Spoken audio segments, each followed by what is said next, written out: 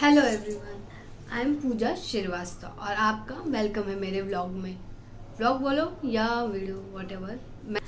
तो आज हम बात करेंगे उस टॉपिक पे जिस टॉपिक पे कभी कोई बात ही नहीं करना चाहता। वैसे तो मैं भी उसी में के हूँ वैसे तो, पर आज हम बात करेंगे और वो टॉपिक है पर्सनल हाइजीन। और पर्सनल हाइजीन किसका? गर्ल्स का। रिलेटेड टू गर्ल्स बहुत ऐसी दिक्कत होती है जो हम पर्सनल हाइजीन में फॉलो नहीं करते हैं और उसके बाद हमें बहुत सारी चीज़ें झेलनी पड़ती है, जैसे कि इचिंग हो गई, फिर बहुत सारी चीज़ें जो मैं हर चीज़ नहीं बता सकती यहाँ पर। वैसे तो बहुत लोग बहुत चीज़ें यूज़ करते हैं, कोई पैड यूज़ करता है, कोई टैम्पॉन, कोई मेंस्ट्रुअल कप यूज़ करता है, पर मैं पर्सनली यूज़ करती हूँ ये वाला मेंस्ट्रुअल कप। इसमें का मेरे पास है मीडियम साइज, ये पी सेफ। ये पी सेफ के लिए मैं इसका कोई मुझे चार्ज नहीं मिल रहा है, ये ब्रांड का, और ना ही सेकेंड वीडियो में मुझे कोई कोलैबोरेशन देने वाला है। तो ये मैं पर्सनली ही यूज़ करती हूँ। ये मुझे कोई ब्रांड प्रमोशन या एनीथिंग कुछ भी बोल दो, वो सब नहीं है मेरे लिए। तो दिस इज़ ऑल अबाउट कि मैं खुद पर्सनली यूज़ करती हूँ।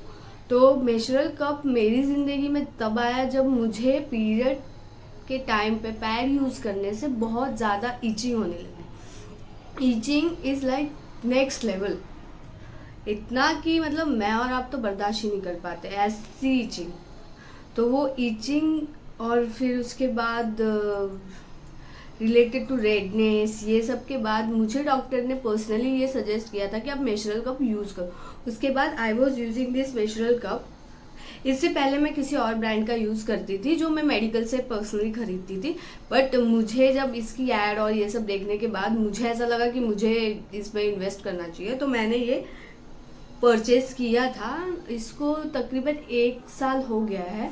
ये 5 साल तक का चलता है, 5 years तक का चलता है। इस पे कहीं पे लिखा भी होगा, हाँ, फॉर नेक्स्ट 5 year। ये 5 years के लिए चलता है। तो मेरे लिए ये था कि 5 years के लिए चलता है, कैसा होगा, कैसे क्लीन करेंगे, कैसे इसको मतलब यूज़ करना है। पहली बार यूज़ करने के टाइम पे मुझे भी बहुत प्रॉब्लम है। मुझे नहीं पता था कि इसको कैसे इंसर्ट करना है, कैसे इसको यूज़ करना है, क्योंकि किसी को नहीं पता होता है। जैसे मैं हूँ वैसे आप हो, वैसे सब हैं, किसी को नहीं पता होता है कि इसे यूज, हमारे टाइम पे ना कभी किसी ने बताया कि इसे कैसे यूज करना है। क्योंकि स्कूल्स में भी जब मैं 5th या 6th स्टैंडर्ड में थी तब हम लोगों को पैड अवेयरनेस ही होता था और पैड रिलेटेड, फिर पीरियड रिलेटेड टॉक्स होती थी, पर किसी ने ये नहीं बताया कि पर्सनल हाइजीन और ये जो मेंस्ट्रुअल कप है ये कितना ज़्यादा बेनिफिशियल है या कितना ज़्यादा आपको बेनिफिट देता है, ये किसी ने नहीं बताया। और उसके कारण इशू ये हुआ कि जब मुझे पीरियड आया तो मुझे पता था कि मुझे पैड ही यूज़ करना है, मुझे नहीं पता था कि मेंस्ट्रुअल कप जैसी भी कोई चीज़ होती है।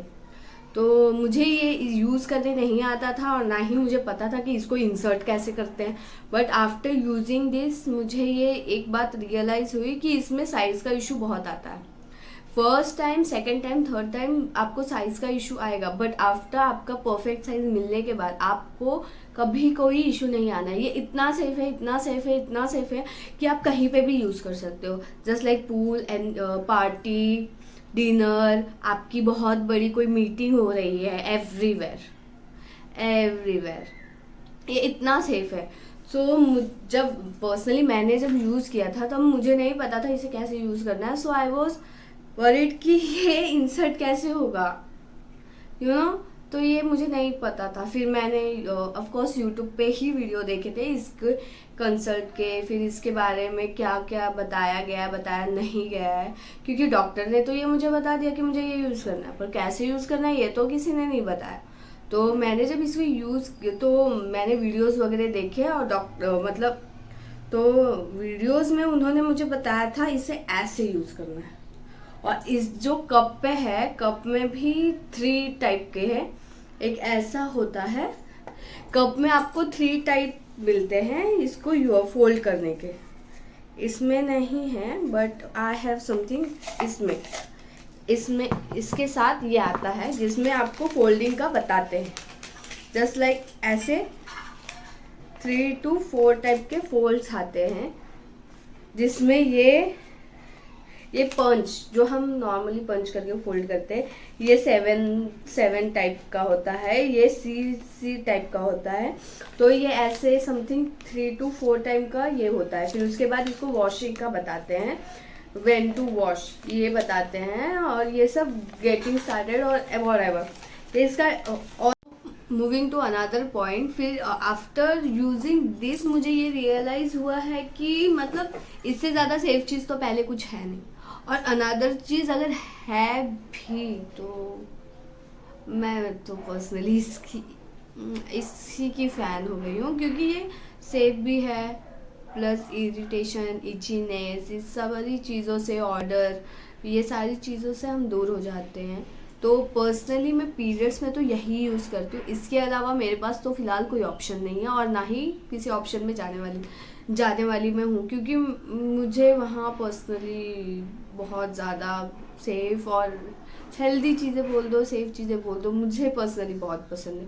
क्योंकि मुझे पैड्स फ्रेंडली नहीं लगते। पैर तो बजट फ्रेंडली तो नहीं है, क्योंकि जितने में ये एक आता है उतने में तो वो खैर ख़त्म ही हो जाते। 5 साल में यूज़ करना पैड है, और 5 साल ये चलना, इसमें तो बहुत ज़्यादा ज़मीन आसमान का फ़र्क है।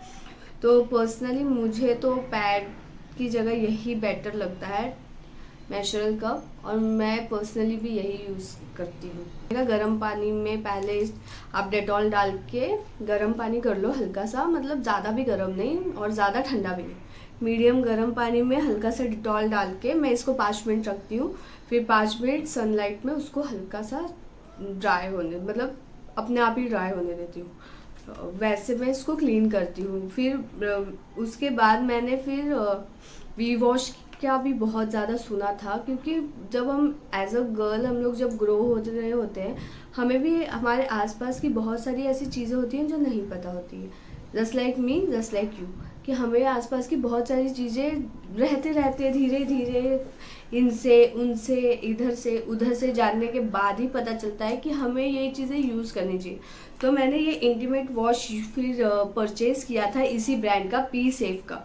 हाँ, मुझे इस ब्रांड का कोई भी कोलैबोरेशन नहीं आया है, और ना ही पर्सनली मैं इसको कोलैबोरेट करने में इंटरेस्टेड हूँ। दिस इज़ वो जस्ट कि मैं पर्सनली यूज़ करती हूँ, इसके लिए मैं आपको दिखा रही हूँ।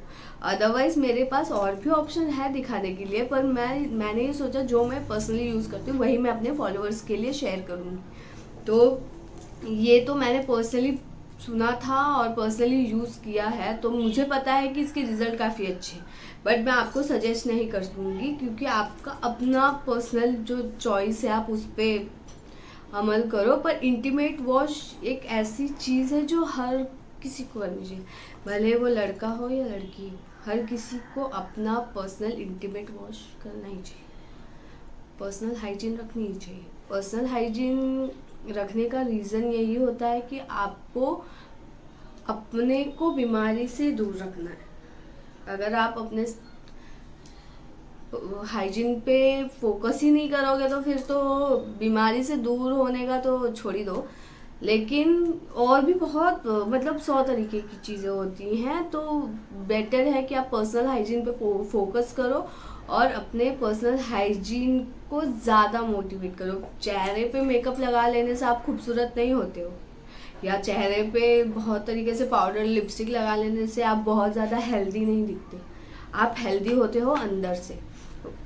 ऑफकोर्स 50% या 70% डाइट रहता है, पर हमें अपने वॉश पे भी फोकस करना चाहिए।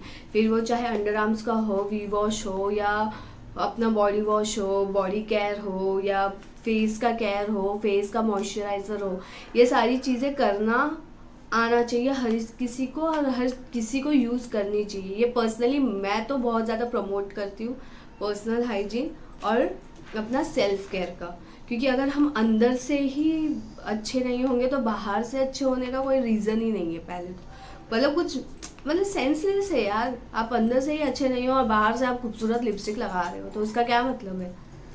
मुझे तो उसका कुछ समझ में नहीं आता। तो ये मैंने यूज़ किया है बहुत टाइम तक, और ये मतलब अब बहुत अच्छा है। इसको भी यूज़ करने का जस्ट लाइक हम सोप यूज़ करते हैं वैसे ही यूज़ करना है, पर इसको मैं हल्का सा पानी के साथ डाइल्यूट करती हूँ हल्का सा, फिर मैं यूज़ करती हूँ। और अंडर आर्म्स के लिए मैं ऑफकोर्स ये बॉडी वाइज का यूज़ करती हूँ। इसका भी बहुत अच्छा रिजल्ट है। मेरे अंडर आर्म्स में मैंने एक बार रिका वैक्स किया था, अगर आपने नाम सुना होगा तो। रिका वैक्स से मेरे अंडर आर्म्स मतलब इतने ज़्यादा पील होने लग गए थे, इतने जल गए थे, पता नहीं कैसे यूज़ करने की वजह से या कैसे बोलो मेरे अंडर आर्म्स जल गए थे। तो उसके बाद मैंने फिर ये यूज़ करना स्टार्ट किया था, क्योंकि मैंने इसमें सुना था कि ये पिगमेंटेशन जो होता है हमारे आर्म्स का, ये कंट्रोल करता है। तो मैंने ये यूज़ करना स्टार्ट किया था और मुझे इसके रिज़ल्ट काफ़ी अच्छे लगे थे। मैंने इसके साथ अंडर आर्म्स की एक क्रीम भी यूज़ की थी, मगर वो अभी मुझे याद नहीं है, क्योंकि मुझे ये आज से लॉकडाउन के पहले हुआ था, व्हेन आई वॉज टीनेजर तब हुआ था मुझे। तो मतलब कि हाँ, फिर मैंने ये स्टार्ट किया था ये। हाँ, ये इससे मेरे पिगमेंटेशन अंडर आर्म्स के बोलो या वैक्स से जलने के बाद जो ब्लैकनेस थी वो सब इसने अच्छे से रिड्यूस किया है। और अनदर थिंग, मैं भले वैक्स के लिए बोल रही हूँ पर मैं पर्सनली वैक्स ही यूज़ करती हूँ, क्योंकि मुझे रेज़र नहीं पसंद, ना फेस पे ना अंडर आर्म्स पे ना कहीं पे भी। मैं रेज़र नहीं यूज़ करती, मैं ऑफकोर्स वैक्स को प्रमोट करना चाहूँगी, क्योंकि वो अंदर मतलब अब इतने साल से यूज़ हो रहा है भाई, तो वो रीज़न होगा ना। ऐसे ही तो कोई यूज़ नहीं करेगा, ऐसे ही कोई पागल तो नहीं है कि सलोन डालेगा इतना बड़ा और वैक्स यूज़ करेगा, है ना। वो भी रेज़र 2 सेकंड का काम है, रेज़र कर देंगे, 10 रुपये 20 रुपये ले लेंगे, लेकिन क्यों वो 100 रुपये वैक्स का लेते हैं? और क्यों लोग पे करते हैं? क्या सेलिब्रिटी रेज़र यूज़ करते हैं? मुझे तो नहीं लगता भाई। हमारे अंडर आर्म्स रेज़र यूज़ करके कैसे दिखते हैं, उनके अंडर आर्म्स वैसे क्यों नहीं दिखते, उनके अंडर आर्म्स वैसे क्यों नहीं दिखते? ऑफकोर्स वैक्स या फिर लेज़र रिडक्शन, ऑफकोर्स हमें कोई बताता नहीं है, रेज़र सब प्रमोट करते हैं, पर रेज़र का यूज़, रेज़र से ज़्यादा बेटर क्या है ऑप्शन, ये कोई नहीं बताता। रेज़र ऑप्शनल उनके लिए है जो वैक्स अफोर्ड नहीं कर सकते, तो उनको भी पर्सनल हाइजीन करनी है, सो दे वर यूजिंग रेज़र। और जो फेस के रेज़र्स होते हैं वो अलग होते हैं, वो बॉडी के रेज़र में आप नहीं उसको काउंट कर सकते, वो फेस का रेज़र अलग होता है।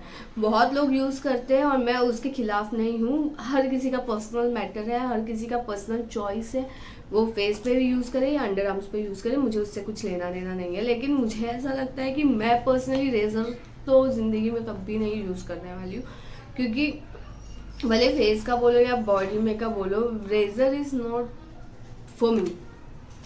आई don't know about you, but मेरे लिए तो नहीं है, क्योंकि मैं रेज़र के साथ बोले या रेज़र के खिलाफ बोलो, मैं तो नहीं जा सकती, क्योंकि मुझे पर्सनली रेज़र नहीं पसंद।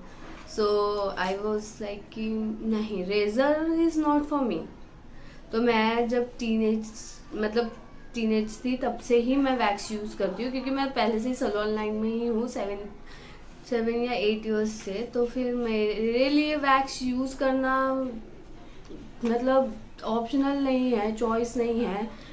जस्ट लाइक कि मैंने किसी पे प्रैक्टिस की थी वैक्स यूज़ करके, तो मुझ पे किसी ने प्रैक्टिस की वैक्स यूज़ करके। आफ्टर डैट मुझे रियलाइज़ हुआ कि मुझे वैक्स क्यों यूज़ करना चाहिए। पहले वैक्स नहीं यूज़ करती थी मैं, पहले एक आध बार मैंने रेज़र ही किया था, फिर आफ्टर डैट मैंने वैक्स यूज़ किया, तो मुझे रियलाइज़ हुआ ना मेरे हेयर ग्रोथ भी कम हो रहे हैं, मेरे हेयर रिडक्शन हो रहे हैं, और मेरे अंडर आर्म्स में जो ग्रोथ मुझे रेज़र करने के बाद 2-3 दिन में आती थी, वो मुझे वैक्स करने के बाद ऑलमोस्ट नहीं तो भी 10-15 दिन में मतलब फ्री हूँ।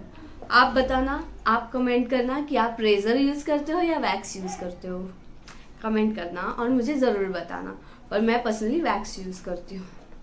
मूविंग टू, तो आज के वीडियो में इतना ही था। इससे ज़्यादा भी चीज़ें होती हैं, करनी पड़ती हैं, पर हम ज़रूर करेंगे।